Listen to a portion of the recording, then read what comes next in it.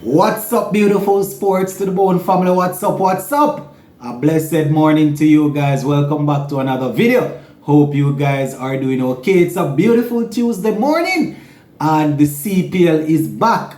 Yes, my peeps, a couple of the teams remaining in the tournament will be going up, will be in action later on today. So we are going to be talking about that. Plus we're going to be taking a look at the Trinbago Knight Riders captain Kieran Pollard saying that the team deserves to be where they are at. They deserve to finish at the bottom of the table. And he had a few reasons as to why he was saying that. So we're going to talk about all of these things. But before we go any further, as per usual, I must encourage you to subscribe to the channel if you have not yet subscribed. Also, make sure you turn on that post notification bell. So once I am doing a video or once I am going live, you can be notified and you won't miss out. All right, my peeps? Sound fair? Yeah, man.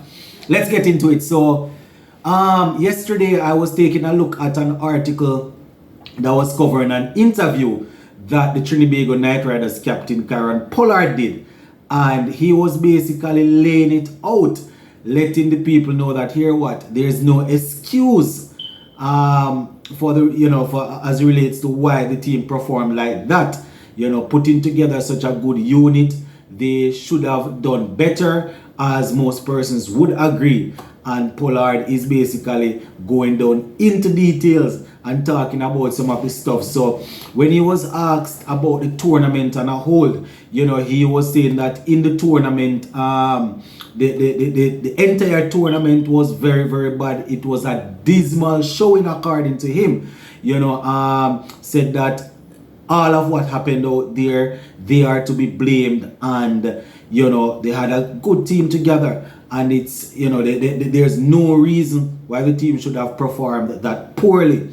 Anyway, he also went on to say that, and I quote, to play 10 games as a batting unit first of all and not being able to score 160, that is disappointing in itself, or to say the least. So that is the first thing, that one of the first things that Pollard ironed out, that they played all of 10 games, and even though they changed up the batting positions, it was basically the same players that they used. The team was steady, and to have played so many games and not even score 160 was very disappointing, to say the least.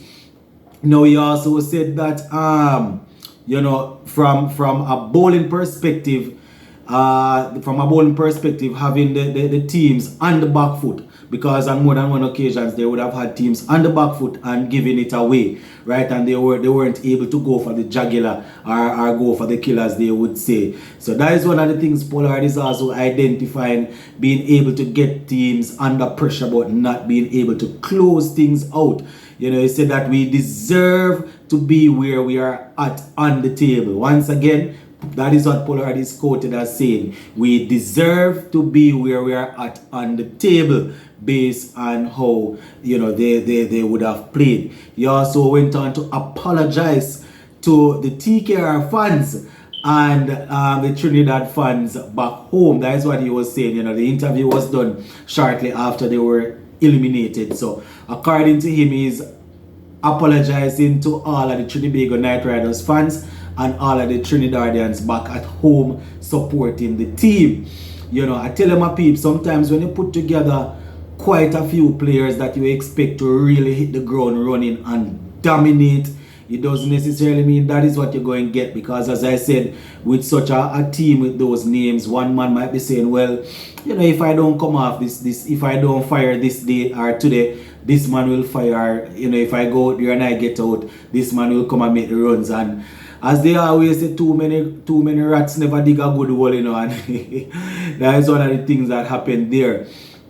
So the article went on to say Pollard, who only scored 132 runs in 9 innings at an average of 14.66, said that he expected more of himself. So the former West Indies captain, leader of the Trinbago Knight Riders team, Pollard, he got 132 runs, and that was at an average of 14.68. And he's still grading himself pretty hard, my peeps. He still sees himself as one of the top T20 players and he's grading himself hard.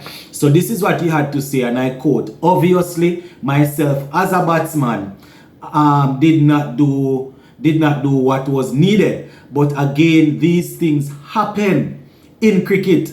If you want to play cricket for a long time, you have to go through the waves, and this is one of the times that we need to stand together and to stay strong." So this is not the careers going over the hill, you know. This is not a matter of guys in the team not being able to cut it anymore. It's just a case, according to Pollard, of them going through things. They just need to stand together, you understand, and be strong, and they will get through it, according to what he's saying. Now, Pollard went on to say it has been a fantastic 10 years as relates to the Trinbago Knight Riders making it to the playoffs every year. And he's just saying that it's a privilege to play for the Trinbago Knight Riders, and they are definitely looking forward to bounce back next year and to make sure that the people of Trinbago, the people that support the Trinbago Knight Riders, get a chance to see their team in the playoffs once again. So that is what Mr. Pollard had to say, my viewers and subscribers, saying that the team deserves to be where it is at, and that there's no excuse for the way in which they played. And going forward, what they need to do is to stay strong together and to make sure that they are improving, and that they will do better next time around. So there you have it from the man himself, Mr. Kyron Pollard. Alright, so just before we finish up, my viewers and subscribers, I want to talk to you guys a little bit about the CPL some more. Remember today we're going to have a couple of games, right? We're going to have the first game, the Jamaica Talawas versus the St. Lucia, well, not even the Jamaica Talawas. We're going to have the Barbados Tridents. Barbados, what I'm talking about Tridents, the Barbados King Royals going up against the Guyana Amazon Warriors. So basically a replay of what happened a couple nights ago, where the Barbados Royals were taken down by the Guyana Amazon Warriors. The Royals were only able to make 125 in that game, and the Guyana Amazon Warriors were able to chase it down quite easily. Now the St. Lucia Kings and Jamaica Talawas, they will do battle in the evening game. So that is definitely another game that will bring a lot of joy and a lot of fun. You understand? The people of the Caribbean will be out in their numbers, whether they are watching it on the television or whether they are over there in Guyana, to see what these playoffs or what these qualifiers are all about. So it's a repeat of what should have happened with the Jamaica Talawas and the St. Lucia Kings, but because of the rain, we didn't get that game. And then the repeat of the Guyana Amazon Warriors going up against the Barbados Royals. Now, in the game that the Warriors won the Royals, quite a few of the Barbados Royals fans were saying, that was nothing, that wasn't too much of a serious game. This is the game that they need to bring it in. This is the game that they need to get it done. And according to the supporters of the Barbados Royals, they are going to get it done, and they are going to outplay the Guyana Amazon Warriors. So we're going to be keeping a close eye on things, my viewers and subscribers. I am hoping that I'll be able to give you guys a live watch along for the evening game, the Jamaica Talawas versus the St. Lucia versus the St. Lucia Kings. But in terms of the first game there, the morning game, definitely won't be available for that one. But you can expect probably a quick recap after the game. So in case you didn't watch the game, you can know exactly what's going on, what went on in the game. So yeah, that is pretty much it for this video, my viewers and subscribers. Just go and big up on yourself, and make sure, if you're not subscribed yet, subscribe to the channel. Big up.